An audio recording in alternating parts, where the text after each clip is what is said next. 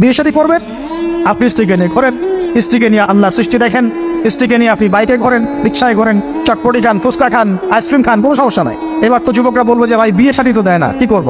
আমি পরামর্শ দিচ্ছি বড় ভাই হিসেবে, প্রথমে হালাল রিজিকের সোর্স করতে হবে। রিজিকের সোর্স না করে বিয়ে করা যাবে না, আত্মসম্মান থাকবে না। তাহলে পুরুষ মানুষের আত্মসম্মান তখন চলে যায় যখন হাত পাততে হয়। তখন যখন আপনি রিজিকের সোর্স তৈরি করেছেন, আপনি স্বাবলম্বী, আপনি মাশাআল্লাহ মাসে 10-20-30 হাজার টাকা আর্ন করেন, 1 লাখ 2 লাখ টাকা আর্ন করেন, আলহামদুলিল্লাহ, কারো কাছে হাত পাততে হয় না, সবাই দেখবেন আপনাকে সম্মান দিবে। যখন আপনার অন্যের কাছে হাত পাততে হবে, তখন দেখবেন স্ত্রীও সম্মান করছে না। তো এই জন্য ডিগনিটি আগে, ডিগনিটি ফার্স্ট। আপনার ডিগনিটি অর্জন করতে হলে একটা হালাল উপার্জনের সোর্স লাগবে, এক। তারপরে পিতা মাতাকে বোঝানোর চেষ্টা করবেন। যদি কাউকে পছন্দ করেও থাকেন, না দেখেই বা শুনে যে হ্যাঁ ওখানে একজন দিনদার মেয়ে ইত্যাদি, তাহলে পারিবারিক ভাবে বিয়ের প্রস্তাব পাঠাবেন, নিজে পণ্ডিতি করতে যাবেন না, পারিবারিক ভাবে পাঠাবেন। যদি রাজি হয় আলহামদুলিল্লাহ, রাজি না হলে কি নিজে নিয়ে পালাই যাবেন? এই কাজ করতে যায় না। ইস্তেখারা করবেন। কি করবেন? ইস্তেখারা 2 রাকাত নফল নামাজ পড়ে আল্লাহর কাছে দোয়া করবেন। হিসনুল মুসলিম বইটা কিনবেন, ওখানে দেখবেন ইস্তেখারার দোয়া আছে। ইস্তেখারা মানে হচ্ছে আল্লাহর সাথে পরামর্শ করা। আল্লাহ, আমি এই কাজটা করতে চাচ্ছি, যদি কাজটা আমার জন্য ভালো হয়, আমার দুনিয়া আখিরাতের জন্য ভালো হয়, আল্লাহ কাজটাকে তুমি সহজ করে দাও, আল্লাহ কাজটার মধ্যে বরকত দান করে দাও। আর যদি এই কাজটা দুনিয়া আখিরাতের জন্য খারাপ হয়, আল্লাহ তুমি কাজটাকে সরায় দাও, আমাকেও কাজটা থেকে সরায় দাও। এটা হচ্ছে ইস্তেখারা।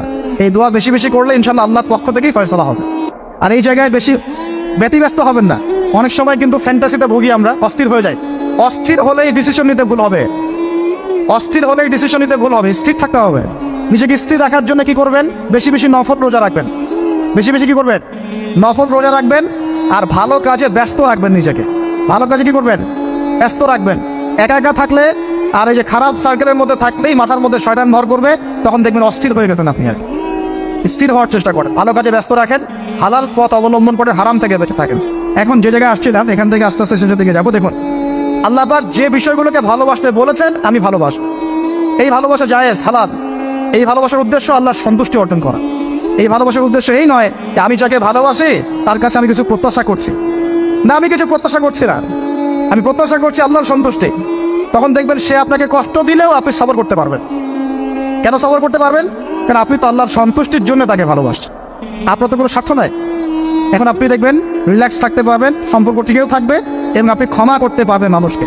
যখন নিজের চাওয়াটাকে আপনি ইনফোর্স করতে চাইবেন, তখন কিন্তু আপনি এই সম্পর্ক নষ্ট করে ফেলতে পারেন, কারণ আপনি হক পাচ্ছেন না। সামনে আসেন। এবার আমরা কি ওয়াদা করতে পারি যুবক ভাইরা, ইনশাআল্লাহ তাআলা আমরা হারাম পথে যাবো না, হালাল পথে থাকবো। এই সমাজ থেকে জেনা বন্ধ করতে হবে, এই সমাজ থেকে ফ্রি মিক্সিং বন্ধ করতে হবে, এই সমাজ থেকে সমস্ত পতিতালয়কে বন্ধ করতে হবে। বন্ধ করে আমরা সামাজিক উদ্যোগ নিয়ে, প্রয়োজনে আমাদের পলিটিক্যাল পাওয়ারকে কাজে লাগিয়ে সমস্ত পতিতালয়গুলো বন্ধ করে ওই মেয়েদের রিজিকের জন্য আমরা বিকল্প ব্যবস্থা করবো। আমরা টাকা পয়সা একত্রিত করে তাদের জন্য কর্মসংস্থান করতে পারি না? এইগুলো কাজ করে নারীর অধিকার প্রতিষ্ঠা করা যায় না? নাকি রাস্তাঘাটে গিয়ে স্লোগান দিয়ে প্রতিষ্ঠা করা যাবে? সমস্ত যে নোংরা জায়গাগুলো আছে এগুলো বন্ধ করে ওই মেয়েরা কিন্তু কারো মা, ওরা দেখবেন কারো বোন, কারো স্ত্রী বা কারো সহধর্মিনী কিছু একটা হবেন। তারাও কিন্তু মানুষ, তারাও মানুষ, হয়তো অন্ধকার জগৎ হারিয়ে গেছে, দালালের খপ্পরে পড়েছে বা পেটের দায়ে পড়ে কাজ করছে। যদি আমরা তাদের জন্য বিকল্প ব্যবস্থা করে দিতে পারি, আল্লাহ পাক আমাদেরকে তৌফিক দান করুন, তাদের জন্য কর্মসংস্থানের ব্যবস্থা করতে পারি, একটা মেয়েও এই হারাম পথে যাবে না ইনশাআল্লাহ। আমরা কি এভাবে নারীর অধিকার প্রতিষ্ঠা করতে পারি না? আমরা কি এতিম মেয়েদের দায়িত্ব নিয়ে করতে পারি না?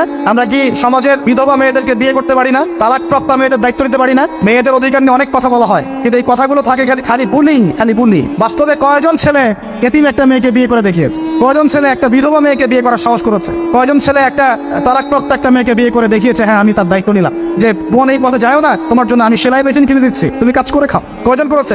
শুধু এসব বলি আওড়ালে হবে না, আমাদেরকে কাজ করে দেখাতে হবে। আল্লাহ পাক তৌফিক দান।